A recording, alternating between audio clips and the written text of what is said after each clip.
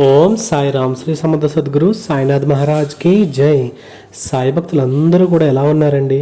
అందరూ కూడా ఆరోగ్యంగా ఆనందంగా ఉండాలని, అలాగే మీ అష్టైశ్వర్యాలతో తొలతూగుతూ ఉండాలని ఆ సాయినాథ్ని మనస్ఫూర్తిగా కోరుకుంటూ ఈరోజు వీడియోలోకి అయితే వెళ్ళిపోదామండి. మరి ఈరోజు సాయి మనకి ఎలాంటి సందేశాన్ని తీసుకువచ్చారో ఒక్కసారి సాయి మాటల్లోనే విందామండి. బిడ్డ, నువ్వు ఎప్పుడైతే నీవు మంచిగా ఉంటావో నీ చుట్టూ కూడా మంచిగా ఉంటుంది. మరి నువ్వు ఏదైతే సత్యాన్ని పలుకుతావో ఎదుటివారు కూడా నీ యొక్క మాటలకు దాసోహం అవుతారు. అలాగే నీకు దైవము కూడా సహకరిస్తుంది అని ఈరోజు ఒక అద్భుతమైనటువంటి సందేశంతో మన ముందుకైతే వచ్చారండి. బిడ్డ, ఈరోజు నేను చెప్పబోయేది జాగ్రత్తగా విను తల్లి. ఇది నీకోసమే. నువ్వు ఏ విధంగా నువ్వు ఎదుటివారికి మంచి చేయాలని చూస్తావో అంతే విధంగా నీకు మంచి జరుగుతుందని చెప్పడానికి ఒక చిన్న కథ రూపంలో అయితే నీకు తెలియజెప్తాను తల్లి. మరి కథ పూర్తిగా విను తల్లి. ఇది పూర్తిగా అనగనగా ఒక ఊరిలో రంగాపురం అనే ఒక ఊరు ఉండేది. ఆ ఊరిలో బ్రహ్మానందం అనే మామూలు మధ్యతరగతి వ్యక్తి. మరి ఆ రంగాపురం అనే గ్రామంలో సాధారణ ఇడ్లీ దోశ ఒక పాక అయితే నడుపుకుంటూ ఉండేవాడు. సద్దన్నం నుంచి ఆ ఊరు అప్పుడప్పుడే ఇడ్లీలు దోశలు వడలు ఇవన్నీ తినే స్థాయికి అయితే ఎదిగింది. మరి అతనికి చేదోడు వాదోడుగా ఆయన భార్య లక్ష్మి అయితే ఉంది. పేరుకు తగ్గట్టే గుణంలో కూడా నిజంగా మహాలక్ష్మి. ఇద్దరూ కలిసి ఆ ఊర్లో అందరితో మంచిగా ఉంటూ హోటల్ నడుపుతూ సంతోషంగా ఉండేవారు. బ్రహ్మానందం జాలి గుణం ఉన్నవాడు. ఎవరైనా సరే కష్టాల్లో ఉంటే వాళ్ళకు తగిన సహాయం చేస్తాడు. హోటల్ ముందు ఎవరైనా సరే బిచ్చగాడు వచ్చి అయ్యా ధర్మం చెయ్యండి అయ్యా అని అడిగితే చాలు, ఆదాయం గురించి ఆలోచించకుండా అతని కడుపు నింపేవాడు. మరి ఏమయ్యో, సాయం చేయడం చెడని నేను చెప్పట్లేదు, కానీ మన పరిస్థితి కూడా నువ్వు ఒక్కసారి ఆలోచించవచ్చు కదా అంటూ లక్ష్మి అయితే ఎప్పటికప్పుడు భర్తకి జాగ్రత్తలు చెప్తూనే ఉండేది. భార్యాభర్తలు ఎంత కష్టపడినా సరే ఆదాయం మాత్రం అంతంత మాత్రంగానే ఉండేది. ఖర్చులకు సరిపోతూ ఉండేది. అంతేకాని ఎక్కువ మిగిలిదే కాదు. ఒకరోజు సాయంత్రం పూట సరుకులు తీసుకురావడానికి సంత కోసం అని చెప్పి వెళ్తూ ఇలా అనుకుంటున్నాడు, బంగారానికి వడ్డీ పెరిగిపోతుంది. షావుకారు దగ్గర తీసుకున్నటువంటి దాన్ని ఆ అమౌంట్ అంతా తీసుకుని దాన్ని విడిపించాలి. చిట్టి తేదీ దగ్గర పడుతుంది, డబ్బులు సర్దుబాట్లు అవ్వట్లేదు. పిల్లోడేమో పట్టణంలో చదువుతున్నాడు, ఖర్చులేమో పెరిగిపోతున్నాయి. ఎలారా దేవుడా అని ఆలోచించుకుంటూ వస్తూ ఉండగా దారిలో ఒక చెట్టు కింద ఒక ముసలావిడ కూర్చుని ఉంది. ఆవిడని చూడగానే బ్రహ్మానందానికి జాలి వేసింది. బ్రహ్మానందం ఆ ముసలావిడ దగ్గర చూసి ఆమె దగ్గరికి వెళ్ళాడు. అమ్మా, ఎవరమ్మా మీరు? ఈ సమయంలో ఎక్కడ కూర్చున్నారేంటి అని అనగానే ఆ ముసలావిడ బ్రహ్మానందాన్ని చూసిందనమాట. ఆమె ఈ విధంగా సమాధానం చెప్పడం మొదలుపెట్టింది. ఎవరయ్యా నువ్వు అని చాలా నెమ్మదిగా అడిగింది. మాది ఇక్కడే రంగాపురం అమ్మా, నేను హోటల్ నడుపుకుంటూ ఉంటాను. మీరెవరు?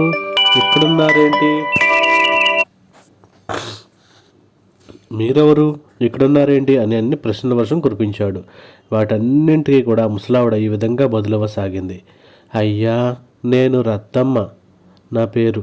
నాకు ముందు వెనుక ఎవ్వరూ లేదు. నాకున్న 2 కొడుకులు నన్ను వదిలేశారు.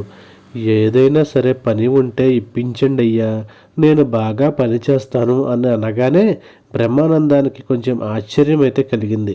ఈ వయసులో ఉండే ముసలావిడ సాయము భోజనము ఏమీ అడగకుండా పని అడగడం ఏంటి? ఇది వింతగా అనిపించింది.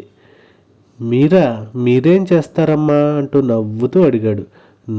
నాకేం తక్కువ బాబు, ఇల్లు వాకిలి అన్నీ కూడా శుభ్రంగా ఉంచుతాను, వంట చేస్తాను, బట్టలు ఉతుకుతాను, నాకు ఇంటి పనులన్నీ వచ్చు అంటూ గర్వంగా చెప్పింది.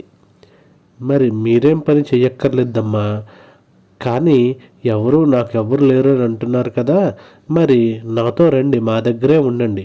ఏంటి బాబు, నేను పని చేయలేను అనుకుంటున్నావా ఏంటి? నా పని తెలియకుండా నేను పని చేయకుండా తేరగా తినే రకం అయితే కాదు బాబు. నేను పని ఉంటే చెప్పండి, వస్తాను అంది ఆ ముసలామె. దానికి బ్రహ్మానందం సరేలేండమ్మా, ఆవేశపడకండి, రండి రండి అని చెప్పి తన ఇంటికైతే తీసుకుని వెళ్తాడు. ఆమెతో పని చేయించాలని బ్రహ్మానందానికైతే అస్సలు లేదు. వాళ్ళతో పాటు ఉంచుకుని భోజనం పెడదాము అనుకున్నారు. ఇదే విషయాన్ని తన భార్యతో చెప్పగా ముసలావిడ ముసలావిడే కదా, ఆమె ఏముంటుంది, 4 మెతుకులు తింటుంది, మనలో పాటే ఉంటుంది, ఉండిపోతుందిలేండి అని చెప్పేసి భార్య కూడా ఒప్పుకుంది. కానీ ఆ ముసలావిడ మాత్రం ఏదో ఒక పని చేస్తూ ఉండేది.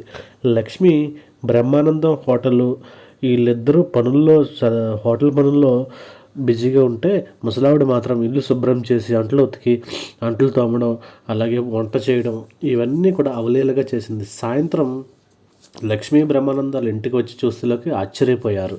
అవ్వా, మిమ్మల్ని ఎవరు ఇవన్నీ చేయమన్నారు? నేను వచ్చాక నేను చేసుకునేదాన్ని కదా, ఈ వయసులో మీ కష్టం ఏంటమ్మా అని లక్ష్మి అడగగా, అరే ఇది కష్టం అంటావేంటమ్మా, దానికి అలవాటైపోయిందమ్మా, ఊరికే ఉంటే ఏదోలా ఉంటుంది, అయినా ఇవన్నీ కూడా పెద్ద కష్టమైన పనులేం కాదమ్మా అని చెప్పింది. కొన్ని రోజులు గడిచిన తర్వాత అందరూ భోజనం చేస్తుండగా ముసలమ్మ కల్పించుకుని, అయ్యా, నీ భార్య ఒక్కతే హోటల్లో వంట చేస్తుంది కదా, నన్ను కూడా వచ్చి సాయం చేయమంటావా? వద్దమ్మా, ఆ పొయ్యి సెగకి మీరెందుకులేండి, ఇంట్లో చూస్తున్నారు కదా, చాలండి. అవునవ్వా, నాకే ఆ వేడి తగిలితే తిరుగుతూ ఉంటుంది, మరి నీకెందుకు లేని లక్ష్మికి కూడా సర్ది చెప్పింది. ఇలా రోజులు గడుస్తున్నాయి. ఒకరోజు లక్ష్మికి తీవ్రమైనటువంటి జ్వరం అయితే వచ్చింది. వైద్యుడు దగ్గరికి తీసుకుని వెళ్ళి ఆయన పరీక్షలు అన్నీ కూడా చేయించగా అతను మలేరియా ఉందయ్యా, పెద్దగా భయపడాల్సిన అయితే అవసరం లేదు, తగ్గిపోతుందిలే, మందులు ఇస్తాను అని చెప్పాడు. వారం విశ్రాంతి తీసుకోమని చెప్పాడు. బ్రహ్మానందం చూసుకుంటూ సమయానికి మందులు ఇస్తూ 2 రోజులు గడిపేశాడు. 2 రోజులు హోటల్ తెరవలేదు. ఒకరోజు లక్ష్మి దగ్గర బ్రహ్మానందం కూర్చుని ఉండగా, ఏమండి, నెలాఖరికి చీడీ కట్టాలి కదా, నేనేమో జ్వరం అని కూర్చున్నాను, రేపటి నుంచి ఎలాగోలా హోటల్ తెరుద్దామా, చిన్నగా ఓపిక తెచ్చుకుని వస్తాను అని చెప్పింది. నువ్వు చాలా నీరసంగా ఉన్నావు కదా లక్ష్మి, ఆచార్య గారు కూడా విశ్రాంతి తీసుకోమన్నారు కదా, నేనే ఏదో చేస్తానులే, నేను పక్కన లేకపోతే మీ కాలు చెయ్యి కూడా ఆడదు కదండి, ఎలాగోలా ఓపిక తెచ్చుకుని వచ్చేస్తానులే అని దంపతులు ఇద్దరూ మాట్లాడుకుంటూ ఉండగా ఆ ముసలావిడ అక్కడికి వచ్చింది. బాబు, మధ్యలో మాట్లాడుతున్నానని మీరేమీ అనుకోవద్దు, మీరు ఒప్పుకుంటే నేను వంట చేస్తాను, అంతమందికి అక్కడ చేయగలరేంటండి మీరు, మీ వల్ల కాదులేండి. అయ్యో, నా మాట కాదనకండయ్యా, అసలే లక్ష్మి గారు విశ్రాంతి తీసుకుంటున్నారు కదా, నేను చేస్తాను, ఒక్కరోజు చూడండి అని బతిమాలింది. లక్ష్మి కూడా చేసే పరిస్థితులు లేకపోవడంతో బ్రహ్మానందం అనుమానంగా ఒప్పుకున్నాడు. ముసలావిడ రంగంలోకి దిగింది. వచ్చి రాగానే ఆ ముసలావిడ తెలివి చూపించింది. అయ్యా, మీరు చేసే వంటలతో పాటు నేను మరికొన్ని వంటలైతే కలిపి చెయ్యమంటారా అని చాలా వినయంగా అడిగింది. అంత పెద్దామె అడగడంతో బ్రహ్మానందం కూడా ఏం మాట్లాడలేక సరే అని తలూపాడు. వెంటనే ముసలమ్మ రంగంలో దిగింది. రాగులు, గోధుమలు, జొన్నలతో పిండి తయారు చేసింది. ఆ తర్వాత రోజు మామూలుగా ఇడ్లీ బోండాలతో పాటు రాగి ఇడ్లీ, దోశలు, జొన్నలతో రకరకాల పదార్థాలు తయారు చేసి గ్రామస్తులకు రుచి చూపించింది. ఇక ఆ హోటల్లో ముసలావిడ పనిచేసే విధానాన్ని, వేగాన్ని చూసి బ్రహ్మానందం కూడా ఆశ్చర్యపడ్డాడు. ఒంటి చేత్తో అన్నీ చేసేది, కానీ చిరునవ్వు ఎక్కడా కూడా చెరిగేది కాదు. ఈరోజు సూపర్గా ఉందయ్యా, పాతకాల రుచులు మళ్ళీ గుర్తు తీసుకొచ్చావు అంటూ ఊళ్ళో జనాలు అందరూ కూడా లొట్టలు వేసుకుని ఆ యొక్క హోటల్లో తింటూ ఉన్నారు. బ్రహ్మానందానికి వచ్చిన వారికి వడ్డించలేక అలసిపోయేవాడు, కానీ ఆ ముసలమ్మ మాత్రం అస్సలు అలసిపోలేదు. అలా ఆ రోజు కంటే ఎక్కువ డబ్బులు వచ్చాయి. వ్యాపారం అంతా అయిపోయాక బ్రహ్మానంద ముసలావిడతో, పెద్దమ్మ, మీరు మామూలు కాదు, అదరగొట్టేశారు, రుచికి రుచి, వేగానికి వేగం, నిజంగా మీరు చాలా గొప్పవారమ్మా, మీ పనికి నేను అభిమాని అయిపోయాను అంటూ పొగడ్తలతో ముంచెత్తాడు. ఇంటికి వెళ్ళాక ఈ విషయాన్ని లక్ష్మితో కూడా చెప్పి ముసలావిడను అభినందిస్తాడు. ఆ తర్వాత రోజు నుంచి ముసలావిడ చేసే వంటలకి అభిమానులు పెరిగిపోవడం మొదలు పెడతారు. ఆరోగ్యకరమైనటువంటి వంటకాలు రుచికరంగా ఇవ్వడంతో చుట్టుపక్కల ఊరి జనాలు అందరూ కూడా ఎగబడతారు. ముసలావిడ హోటల్ అంటూ పరిగెత్తేవారు. ఆదాయం చాలా బాగా పెరిగింది. అమ్మయ్య, ఇలాగే ఆదాయం కొనసాగితే పిల్లాడి చదువుకయ్యే ఖర్చు, అలాగే బంగారాన్ని కూడా ఇక విడిపించుకోవచ్చు. ఎన్ని జన్మలు ఎత్తినా సరే ఈ పెద్దమ్మగారి రుణం అయితే తీర్చుకోలేను అని మనసులో అనుకునేవాడు. లక్ష్మి కోలుకున్న తర్వాత కూడా ముసలావిడ వంట చేసేది. లక్ష్మీ బ్రహ్మానందాలు వడ్డించేవారు. ముసలావిడ వల్ల హోటల్ వ్యాపారం బాగా పెరిగింది. భార్యాభర్తలు ఇద్దరి కష్టాలు కూడా తీరిపోయాయి. ఒకరోజు భార్యాభర్తలు ఇద్దరూ కూడా ఆ ముసలామె దగ్గరికి వెళ్ళారు. పెద్దమ్మ, మీరు ఎక్కడి నుండి వచ్చారో ఏంటో దేవుడే మిమ్మల్ని మా కోసం పంపించినట్లుగా ఉంది. మీ రుణం నేను ఎన్ని జన్మలు ఎత్తినా సరే తీర్చుకోలేను. మీకేం కావాలో చెప్పండి. అయ్యో, అవేం మాటలు బాబు, ఆయన చెప్పింది నిజమేనమ్మా. మామూలుగా ఉన్న మా ఆదాయాన్ని మీ తెలివితేటల వల్లే ఎంతగా పెంచారు. తాకట్లో ఉన్న నా బంగారాన్ని నా ఇంటికి తీసుకుని వచ్చారు. మా పిల్లాడు పట్టణంలో ఏ కొరత లేకుండా చదువుకుంటున్నాడు అంటే అది మీ చలవే కదా పెద్దమ్మ. మీకేం కావాలో చెప్పండి అని ఒక కూతురులాగా అడిగింది. దానికి ఆ ముసలామె చిన్నగా చిరునవ్వు నవ్వి, ఆకలితో అల్లాడిపోతున్నటువంటి నన్ను పట్టెడు అన్నం పెట్టి నా ఆకలి తీర్చారు. అంతకంటే రుణమే ఉంటుందమ్మా. సొంత వాళ్ళే నన్ను ఇంటి నుంచి బయటకు గంటేస్తే మీరు నన్ను ఆదరించారు, నా బిడ్డలయ్యారు. అంతకంటే నాకు రుణం ఏముంటుందమ్మా. నా బిడ్డలకి నేను వచ్చేసి పెట్టుకోనా ఏంటి? ఇది కూడా అంతే కదా, మీరు నా బిడ్డలే కదమ్మా అంటూ చాలా ఆప్యాయంగా మాట్లాడింది. వెంటనే బ్రహ్మానందం, లక్ష్మి ఆమె కాళ్ళ మీద పడి ఆశీర్వాదం తీసుకున్నారు.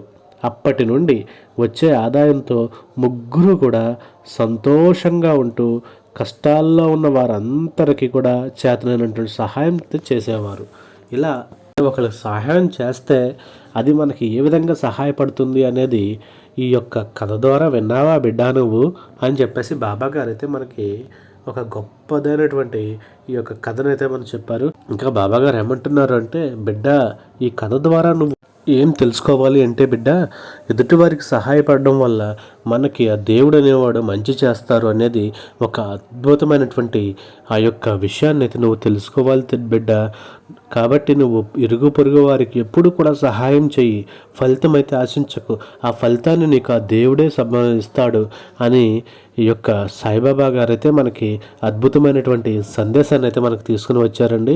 దీనివల్ల మీరందరూ కూడా ఆ యొక్క సాయిబాబా గారు చెప్పినటువంటి ఆ యొక్క సందేశాన్ని మీరందరూ కూడా పాటించి మీరు కూడా ఎదుటివారికి సహాయం పడేలా పడి అలాగే వారి తృప్తి మీరు ఎప్పుడైతే వాళ్ళు ఎప్పుడైతే తృప్తి పొందారో వారు మీకు ఆశీర్వాదాలు అయితే ఇస్తారు. ఆ ఆశీర్వాదాలు కొండంత బలంతో మీకు ఒక ముందుకైతే మిమ్మల్ని తీసుకెళ్ళడానికి సహాయపడతాయండి.